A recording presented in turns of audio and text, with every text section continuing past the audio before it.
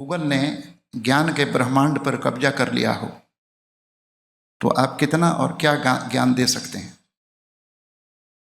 इसलिए आज के समय को जरा आप गौर से देखें। भरोसे की जितनी जगहें थीं वे ध्वस्त हो गई हैं। धर्म पर वह ध्वस्त है, राजनीति पर वह ध्वस्त है, संत महात्मा वे ध्वस्त हैं। और 19 से या 18 से 22 वर्ष के बीच में जो बच्चे आंखों में सपने भरकर विश्वविद्यालयों की चौखट पर आते हैं वे ज्ञान की खोज में नहीं बल्कि भरोसे की खोज में भी आते हैं। क्योंकि राजनीति, प्रशासन, धर्म, ये जिंदगी के जितने भी क्षेत्र हैं ये अपना भरोसा खो चुके हैं। तो मुझे लगता है कि शिक्षक जो दे सकता है वो भाषा में नहीं बल्कि अपने उस आचरण में जिसमें भरोसे का दिया छिपा हुआ है। तो शिक्षक ज्ञान के कारण महत्वपूर्ण नहीं है बल्कि भरोसे के खंडहर में वह एक साबुत ईंट की तरह बचा रहता है।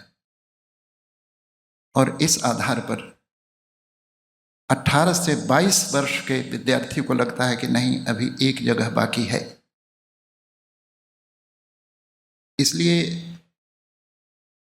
गर्म लू के थपेड़ों पर या थपेड़ों से फूल की मुरझाई हुई पंखुड़ी पर शिक्षक ओस की बूंद की तरह है। तब लगता है कि नहीं, सब कुछ खत्म नहीं हुआ है।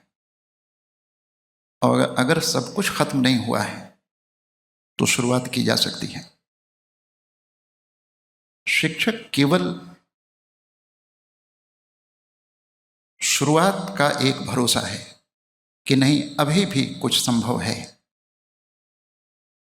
इसलिए विद्यार्थियों के ज़हन में और ख़ास तौर पर विकास के ज़हन में अगर मैं हूँ तो इसलिए नहीं मैंने ये एमए का सिलेबस कुछ पढ़ा दिया, मुक्तिबोध पढ़ा दिया या कामायनी मैंने पढ़ा दिया।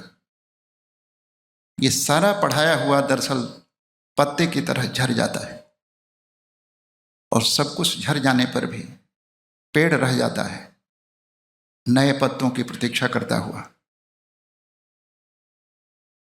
इसलिए भरोसे के कारण शायद मेरी कोई सार्वजनिक भूमिका हो सकती है। आखिरी एक बात मैं कहना चाहता हूं कि हम सभी लोग जानते हैं ये एक हिमालय है। हिमालय में एक कमल होता है, ब्रह्म कमल। और हिमालय तो शुरू हो जाता है काठगोदाम से। काठगोदाम में ब्रह्म कमल नहीं खिलते, वे हिमालय की ऊंचाइयों में खिलते हैं। विकास मेरे अध्यापकीय जीवन के ब्रह्म कमल हैं। धन्यवाद।